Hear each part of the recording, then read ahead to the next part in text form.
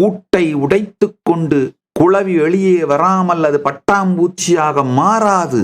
ஒரு வருஷம் எல்லாத்தையும் ஓரங்கட்டி வச்சுட்டு உங்களுடைய வாழ்க்கையை தேடுவதற்காக, உண்மையான வாழ்க்கையோட இறுதி குறிக்கோள், அறுதி குறிக்கோள், பரம சத்தியம் எது அப்படின்னு தேடுறதுக்காக தீர்த்த யாத்திரை பண்ணுங்க, பரிவராஜ யாத்திரை பண்ணுங்க.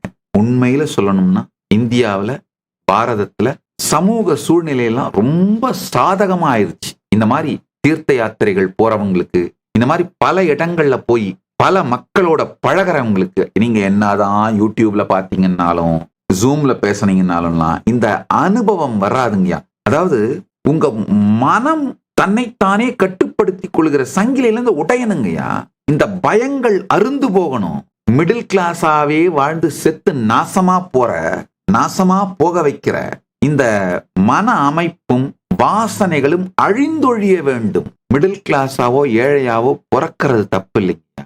அப்படியே வாழ்ந்து செத்து போயிடுறது மிகப்பெரிய தவறுங்கய்யா. மேலும் விவரங்களுக்கு ஆஸ்க் நித்யானந்தா.